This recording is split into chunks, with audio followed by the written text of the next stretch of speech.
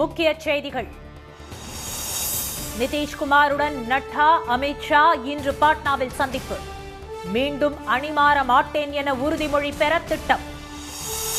ஜனநாயக கொள்கைக்கு எதிராக செயல்படும் கேரள ஆளுநர். சட்டத்தை மீறிய பதவி இல்லை என பினராயி விஜயன் தாக்கு. அரசுமுறை பயணமாக ஸ்பெயின் புறப்பட்டார் ஸ்டாலின். 1 டிரில்லியன் பொருளாதார இலக்கை எட்ட உறுதி.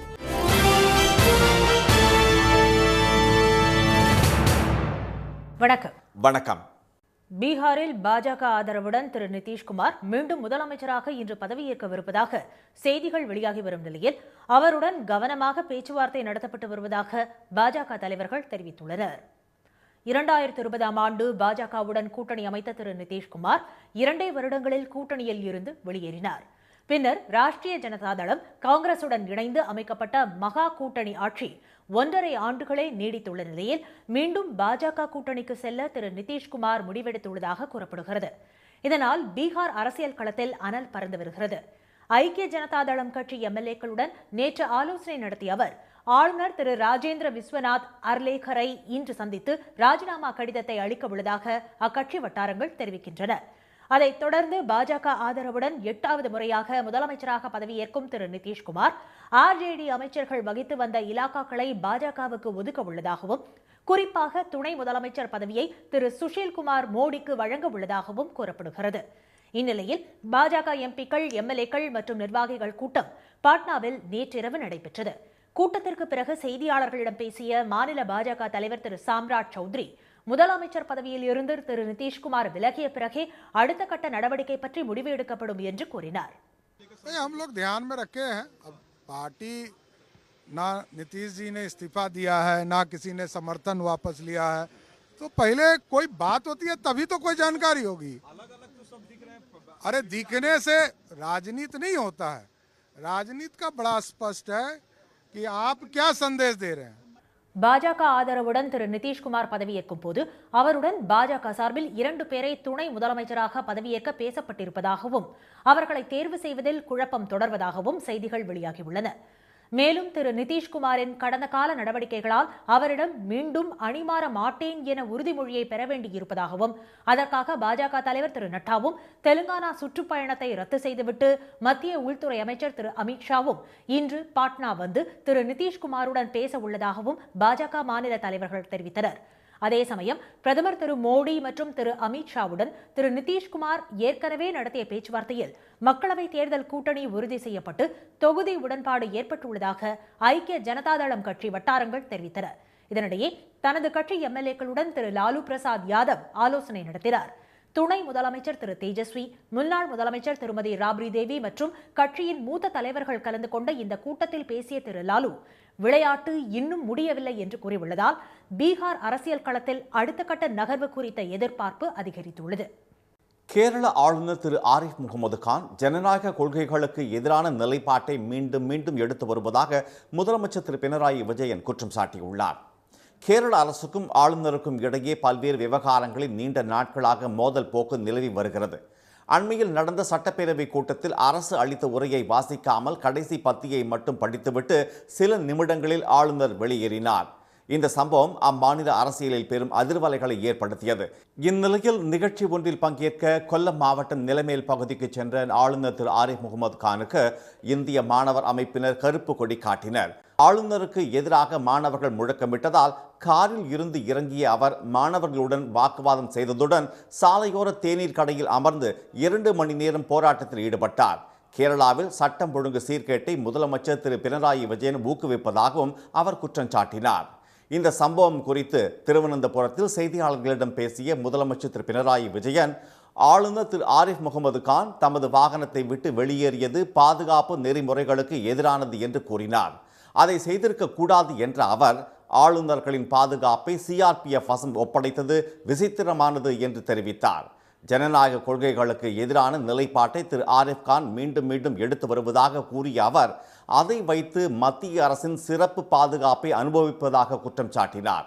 எந்த அதிகார பதவியும் சட்டத்திற்கு மேலானது அல்ல என்றும் திரு பினராயி விஜயன் தெரிவித்தார். ஸ்பெயின் நாட்டுக்கு அரசுமுறை பயணமாக புறப்பட்டு சென்ற முதலமைச்சர் திரு ஸ்டாலின் ஐரோப்பிய நாடுகளில் இருந்து தமிழ்நாட்டுக்கான முதலீடுகளை அதிக அளவில் ஈர்க்க முடியும் என்று நம்பிக்கை தெரிவித்துள்ளார். கடந்த 2022ஆம் ஆண்டு அவர் ஐக்கிய அரபு நாடுகளில் சுற்றுப்பயணம் மேற்கொண்ட போது 15,000க்கும் மேற்பட்ட வேலை வாய்ப்புகளை உருவாக்கும் விதமாக 6,100 கோடி ரூபாய் முதலீடுகளுக்கான புரிந்துணர்வு ஒப்பந்தங்கள் கையெழுத்தானது. கடந்த ஆண்டு மே மாதம் சிங்கப்பூர் மற்றும் ஜப்பான் நாடுகளில் அவர் சுற்றுப்பயணம் மேற்கொண்ட போது 2,000க்கும் மேற்பட்ட வேலை வாய்ப்புகளை உருவாக்கும் 1,442 கோடி ரூபாய் முதலீட்டுக்கான ஒப்பந்தங்கள் கையெழுத்தாகின. அதைத் தொடர்ந்து மிட்சுபிஷி உள்ளிட்ட பல நிறுவனங்கள் தமிழ்நாட்டில் தொழிற்சாலையை நிறுவி வருகின்றன. இந்த பயணங்களின் தொடர்ச்சியாக ஸ்பெயின் நாட்டில் முதலமைச்சர் 8 நாட்கள் சுற்றுப்பயணம் மேற்கொள்கிறார். இதற்காக சென்னை விமான நிலையம் சென்ற அவருக்கு அமைச்சர்கள், திமுக மூத்த தலைவர்கள் மற்றும் நிர்வாகிகள் வாழ்த்து தெரிவித்து வழி அனுப்பி வைத்தனர். பின்னர் செய்தியாளர்களிடம் பேசிய திரு ஸ்டாலின், தமிழ்நாட்டு அரசின் 1 டிரில்லியன் பொருளாதார இலக்கை எட்டும் முயற்சிகளின் ஒரு பகுதியாக அண்மையில் சென்னையில் நடைபெற்ற உலக முதலீட்டாளர்கள் மாநாடு வெற்றிகரமாக அமைந்ததாக கூறினார். இதேபோல் ஸ்பெயின் நாட்டிலும் முதலீட்டாளர்கள் மாநாட்டை நடத்தவிருப்பதாக கூறிய அவர், அதில் பங்கேற்கும் ஐரோப்பிய முன்னணி முதலீட்டாளர்கள், வணிக அமைப்புகள் மற்றும் தொழில் முனைவோரிடம் தமிழ்நாட்டின் கட்டமைப்பு வசதிகள், சாதகமான முதலீட்டு சூழல், மனித ஆற்றல் பற்றி எடுத்துக் கூறவிருப்பதாக தெரிவித்தார். இந்தியாவில் முதலீடுகளை மேற்கொள்ள தமிழ்நாடு தான் உகந்த மாநிலம்னு அந்த நாட்டு முதலீட்டாளர்களுக்கு எடுத்துரைக்க இருக்கேன். இந்த பயணத்தின் போது ரோஹா மற்றும் கெஸ்டாம்ப் உட்பட சில பெரும் தொழில் நிறுவனங்களுடன் இன்வெஸ்ட் ஸ்பெயின் என்னும் முதலீட்டு அமைப்புடன் நேரடி பேச்சுவார்த்தைகளை மேற்கொள்ளப்பட இருக்கு. ஸ்பெயின் சுற்றுப்பயணத்தின் மூலம் ஐரோப்பிய நாடுகளின் கவனத்தை ஈர்த்து தமிழ்நாட்டுக்கான முதலீடுகளை பெருமளவில் ஈர்க்க முடியும் என்று திரு ஸ்டாலின் நம்பிக்கை தெரிவித்தார். இந்த பயணத்தில் தொழில்துறை அமைச்சர் திரு TRB ராஜா மற்றும் உயர் அதிகாரிகள் ஆகியோரும் அவருடன் செல்கின்றனர். ஸ்பெயின் பயணம் முடிந்து பிப்ரவரி 7ஆம் தேதி முதலமைச்சர் சென்னை திரும்புகிறார். மகாத்மா காந்தியை தாம் அவமதிக்கவில்லை என்றும் அவரது போதனைகளே தனது வாழ்க்கையின் லட்சியங்களாக இருப்பதாகவும் தமிழ்நாடு ஆளுநர் திரு RN ரவி விளக்கம் அளித்துள்ளார். கடந்த வாரம் சென்னையில் நடந்த நேதாஜி சுபாஷ் சந்திர போஸின் 127வது பிறந்தநாள் விழாவில் பேசிய அவர், நாம் சுதந்திரம் பெற்றதற்கு நேதாஜியே முக்கிய காரணம் என்றும் 1942ஆம் ஆண்டுக்கு பிறகு மகாத்மா காந்தி நடத்திய போராட்டம் பலன் அளிக்கவில்லை என்றும் பேசியதால் சர்ச்சை உருவானது.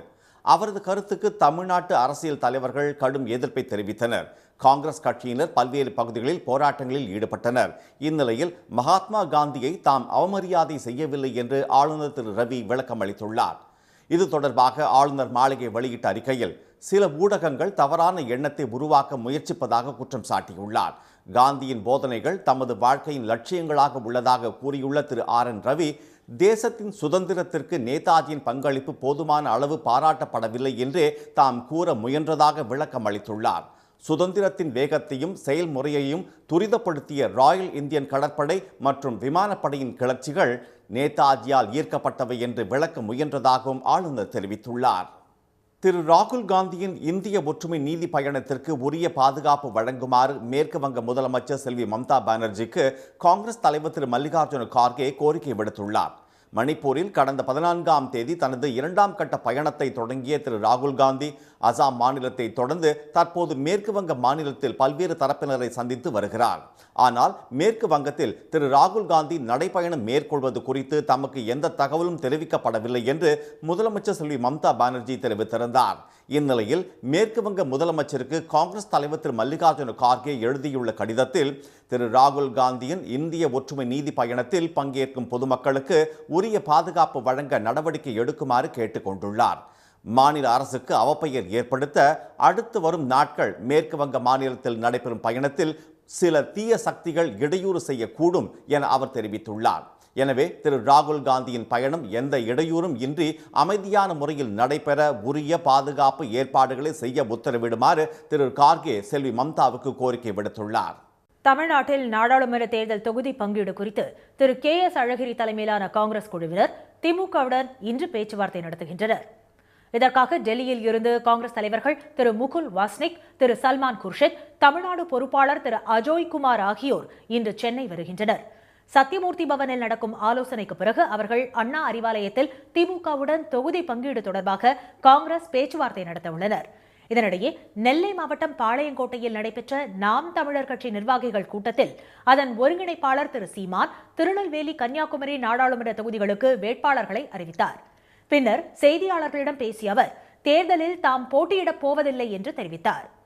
தமிழ்நாட்டில் எடப்பாடி பழனிசாமி தலைகீழாக நின்றாலும் 1% சிறுபான்மையினர் வாக்குகளை கூட வாங்க முடியாது என்று தமிழ்நாடு பாஜக தலைவர்களில் ஒருவரான திரு ராம சீனிவாசன் தெரிவித்துள்ளார். பத்திரிகை ஒன்றுக்கு அவர் அளித்த நேர்காணலில் பாஜகவை அதிமுகவினர் சாதாரணமாக கருதுவதாகவும், தேர்தலுக்கு பிறகுதான் பாஜக அப்படி இல்லை என்பதை அவர்கள் தெரிந்து கொள்வார்கள் என்றும் குறிப்பிட்டுள்ளார். அதிமுக தங்களுடன் கூட்டணிக்கு வரவில்லை என்றால் பெரிய விலை கொடுக்க நேரிடும் என்று எச்சரித்த அவர், அரசியல் ரீதியாக இதற்காக பின்னாளில் அவர்கள் மிகவும் வருத்தப்படுவார்கள் என்றும் கூறியுள்ளார். எடப்பாடி திரு பழனிசாமி தலைகீழாக நின்று தண்ணீர் குடித்தாலும் தமிழ்நாட்டில் உள்ள சிறுபான்மையினர் வாக்குகளில் 1% கூட வாங்க முடியாது என்று திரு ராம சீனிவாசன் விமர்சித்துள்ளார்.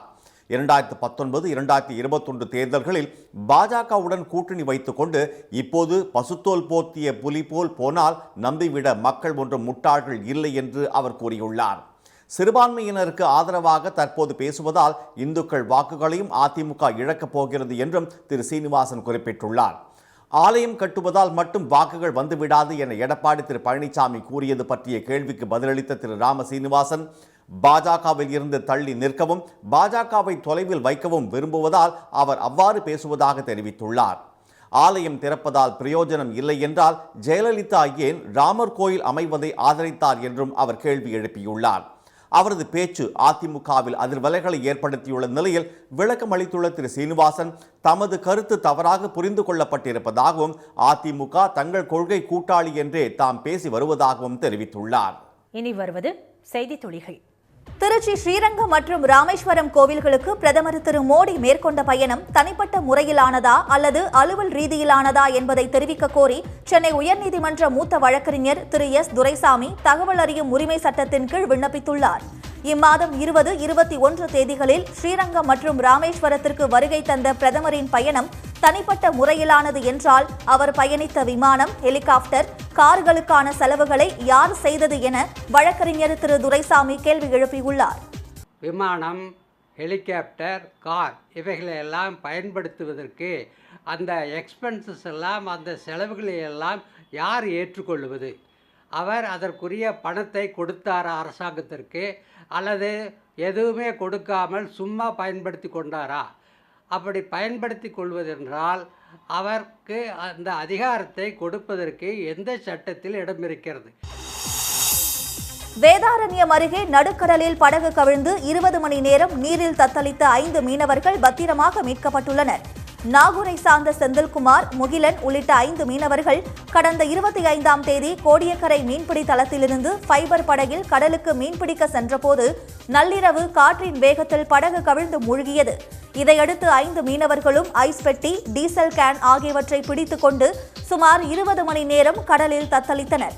அப்போது அவ்வழியாக மீன்பிடித்துவிட்டு திரும்பிய ஜெகதாப்பட்டினம் மீனவர்கள் அவர்களை மீட்டு வேதாரண்யம் அரசு மருத்துவமனையில் சேர்த்தனர்.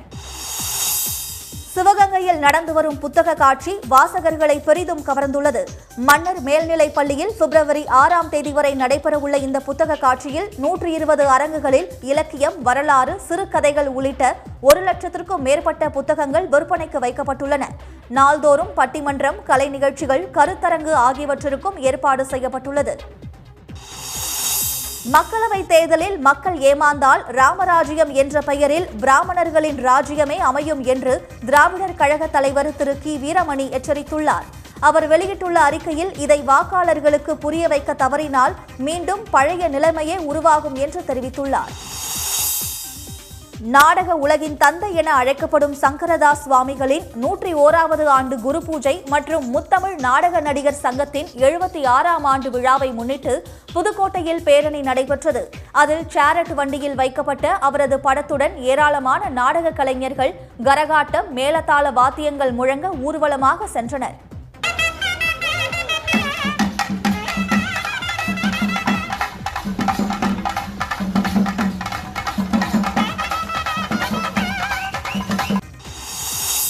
நாகூர் அருகே பைக் ஓட்டுவதற்கான பெட்ரோல் இணைப்பை பாட்டில் மூலம் கொடுத்துவிட்டு பெட்ரோல் டேங்கில் சாராயத்தை நிரப்பி நூதன முறையில் கடத்திய 2 பேரை போலீசார் கைது செய்தனர். மேலவாஞ்சூரை அடுத்த முட்டம் சாலையில் வாகன சோதனையில் சிக்கிய அவர்களிடமிருந்து 220 லிட்டர் சாராய பாக்கெட்டுகள் கைப்பற்றப்பட்டன. தமிழ்நாட்டில் அடுத்த 6 தினங்களுக்கு வறண்ட வானிலையே நிலவும் என்று சென்னை வானிலை மையம் தெரிவித்துள்ளது. மாநிலத்தின் பல்வேறு பகுதிகளில் அதிகாலை நேரங்களில் லேசான பனிப்பொழிவு நிலவி வருகிறது. இந்நிலையில் 30ஆம் தேதி முதல் 2ஆம் தேதி வரை தென் தமிழக மாவட்டங்களில் ஓரிரு இடங்களில் லேசான மழை பெய்ய வாய்ப்புள்ளதாக சென்னை வானிலை கூறியுள்ளது. வட தமிழக மாவட்டங்கள், புதுவை மற்றும் காரைக்கால் பகுதிகளில் அடுத்த 6 தினங்களுக்கு வறண்ட வானிலை நிலவக்கூடும் என்று, சென்னை மற்றும் புறநகர் பகுதிகளில் அடுத்த 24 மணி நேரத்தில் லேசான மழை பெய்யக்கூடும் என்றும் கூறியுள்ள வானிலை மையம், நகரின் சில பகுதிகளில் அதிகாலை வேளையில் லேசான பனிமூட்டத்திற்கு வாய்ப்புள்ளதாகவும் தெரிவித்துள்ளது. மீண்டும் முக்கிய செய்திகள். அடிக்கடி அணி மாறும் பீகார் முதலமைச்சர் நிதிஷ்குமாரிடம் மீண்டும் அணி மாற மாட்டேன் என உறுதிமொழி பெற நட்டாவும் அமித்ஷாவும் இன்று பாட்னா செல்வதாக பாஜக தலைவர்கள் தெரிவித்துள்ளனர். ஜனநாயக கொள்கைகளுக்கு எதிரான நிலைப்பாட்டை மீண்டும் மீண்டும் ஆளுநர் ஆரிஃப் முகமது கான் எடுத்து வருவதாக கேரள முதலமைச்சர் பினராயி விஜயன் குற்றம் சாட்டியுள்ளார். ஸ்பெயின் நாட்டுக்கு அரசுமுறை பயணம் மேற்கொண்டுள்ள ஸ்டாலின், ஐரோப்பிய நாடுகளில் இருந்து தமிழ்நாட்டுக்கான முதலீடுகளை அதிக அளவில் ஈர்க்க முடியும் என்று நம்பிக்கை தெரிவித்துள்ளார். இத்துடன் இந்த செய்திகள் நிறைவடைந்தன. மீண்டும் சன் டிவியில் செய்திகள் மாலை 6 மணிக்கு. செய்திகளை உடனுக்குடன் தெரிந்து கொள்ள சன் நியூஸ் தொலைக்காட்சியை பாருங்கள். வணக்கம். வணக்கம்.